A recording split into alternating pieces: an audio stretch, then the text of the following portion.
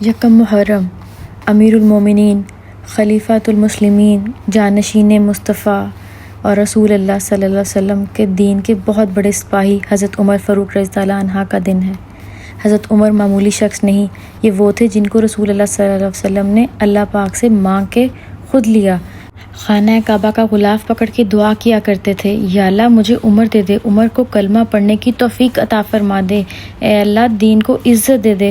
حضور پاک صلی اللہ علیہ وسلم نے مانگ کر لیا، اور ان کی جتنی بھی بات کریں مزہ یہ ہے کہ اس میں بات حضرت عمر رضی اللہ عنہ کی ہوگی اور راضی رسول کریم صلی اللہ علیہ وسلم ہم سے ہوں گے۔ لاکھوں میں ایک، کچھ اتنے نایاب ہوتے ہیں جو ایک ہی بار پیدا ہوتے ہیں، دوبارہ ان جیسا کوئی نہیں آتا۔ حضرت عمر فاروق رضی اللہ عنہ وہ تھے، عید کا دن تھا، حضرت عمر نکلے عید کا خطبہ دینے کے لیے، بیوی سے کہنے لگے جوتا، تو انہوں نے کہا صاحب اتنی دفعہ گانٹا ہے کہ اب دوبارہ نہیں گانٹا جا سکتا، تو کہنے لگے ایسے ہی چلا جاتا ہوں، کوئی حرج نہیں۔ آگے سے آواز آئی لوگ کیا کہیں گے، تو فرمایا چپ کر جاؤ، لوگ کیا کہیں گے، جس دن عمر نے یہ دیکھ لیا نا، لوگ کیا کہیں گے، اس دن عمر نہیں رہے گا۔ تو پوچھا پھر آپ کا نظریہ کیا ہے؟ حضرت عمر نے فرمایا میں دیکھتا ہوں رب اور اس کا رسول کیا کہیں گے، اور یہ بات ہمارے خلیفہ کی ہے، یہ انداز تھا ان کا۔ رستے میں جو ملا کہنے لگا عمر جوتا تو پہن لو۔ فرمایا تمہیں عمر کا جوتا نہ پہننے کا نقص تو نظر آیا ہے، جب کبھی عمر کی سیرت میں نقص دیکھو تو بتانا۔ جو عمر کی سیرت میں پیدا ہو، یہ چھوڑو جوتے آتے جاتے رہتے ہیں۔ ننگے پاؤں مسجد گئے، پاؤں دھوئے نماز پڑھائی۔ ہمارا دھیان اتنا اخلاقیات پر ہوتا تو ہم بہتر انسان ہوتے، ہماری قوم کا یہ حال نہ ہوتا۔ ہمارے پاس اتنا سب ہونے کے بعد بھی کہتے ہیں ہمارے پاس کچھ نہیں ہے۔ ہمارے سے بڑا غریب کوئی نہیں ہو سکتا۔ امیر تو عمر فاروق ہیں تھے، جنہوں نے اپنی زندگی ترتیب سے گزاری۔ ان کی شان کی ایک اور داستان، ایک صحابہ عوف بن مالک کہتے ہیں میں نے خواب میں دیکھا ان کو کوئی اللہ کے رستے میں برا بھلا کہے تو یہ پرواہ نہیں کرتے۔ قرآن میں ہے کچھ لوگ ایسے ہیں جو برا بھلا کہنے والوں کی پرواہ نہیں کرتے، کیونکہ اگر پرواہ کرنے لگ جائیں تو دین کا کام ختم ہو جائے، نہ کوئی تقریر کرے نہ کوئی پیری مریدی کرے، ختم ہو جائے سب اگر باتوں کی پرواہ کریں۔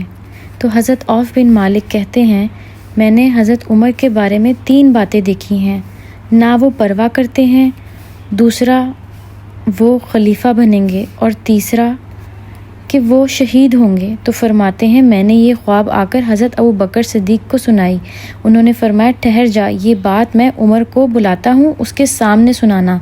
فرماتے ہیں میں نے اسے بلایا، وہ آ کر بیٹھے تو حضرت عوف بن مالک سے میں نے کہا خواب سناؤ۔ جب بتایا کہ ابو بکر کے بعد آپ خلیفہ بنیں گے، یہ دیکھا ہے خواب میں، تو ڈانٹنے لگے کہ خبردار حضرت ابو بکر کے سامنے یہ کیا کہہ رہے ہو، چپ کر جاؤ۔ حضرت ابو بکر کہنے لگے اسے کہنے دو عمر، مجھے لگتا ہے میرے رب کی رضا یہی ہے کہ میرے بعد حضور صلی اللہ علیہ وسلم کے ممبر پر تم بیٹھو گے، تمہیں ملے اللہ یہی چاہتے ہوں گے۔ اور جب تیسری بات کہی کہ آپ شہید ہوں گے، تو حضرت عمر کہنے لگے شہید تو دلیر ہوتے ہیں، مجھ جیسا سست آدمی شہید کیسے ہو سکتا ہے؟ تو حضرت ابوبکر کہنے لگے چپ کر جاؤ، عاجزی نہ کرو، مجھے سن کر شکر بھی ہوا اور افسوس بھی ہوا، تم شہید ہوگے تو تمہارے جیسا بطل عظیم چلا جائے گا، اور شکر یہ ہے کہ اللہ نے تجھے زندگی بھی اعزاز والی دی اور شہادت کی موت بھی عزت والی دے گا، کاہلوں جیسی موت نہیں دے گا۔ حضرت عمر فاروق رضی اللہ عنہ کے بارے میں رسول پاک صلی اللہ علیہ وسلم نے فرمایا 950 سال حضرت جبرائیل میرے عمر کی تعریف بیان کرے تب بھی ان کی عظمت ختم نہیں ہوتی۔ حضرت عمر رضی اللہ عنہ جہاں سے گزرتے ہیں شیطان وہ رستہ بدل جاتا ہے۔ حضور صلی اللہ علیہ وسلم نے فرمایا میرے بعد کوئی نبی ہوتے تو خطاب کے بیٹے عمر ہوتے۔ حضور صلی اللہ علیہ وسلم نے فرمایا میرا عمر وہ ہے جس کی زبان پہ حق جاری ہے، اور فرمایا عمر ابو بکر کی نیکیوں میں سے ایک نیکی ہے۔ یہ شان ہے حضرت عمر فاروق رضی اللہ عنہ کی، عمر کی زبان پہ حق رہتا ہے، جو عمر کہتا ہے رب کر دیتا ہے۔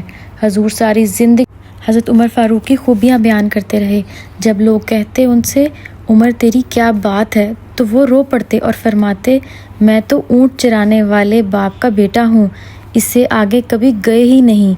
یہی کہتے رہے ہمیشہ، فرماتے مجھ سے 10 اونٹ نہیں چرائے جاتے تھے، ابا مجھے ڈانٹا کرتے تھے، اور دیکھو حضور صلی اللہ علیہ وآلہ وسلم کی شان، انہوں نے مجھے ساری امت چلانے کا طریقہ عطا فرما دیا۔ اتنی سادگی، اتنا خلوص، اتنا ادب، ہمیں اہل بیت سے محبت کرنے کا طریقہ بھی حضرت عمر فاروق رضی اللہ عنہ نے سکھایا۔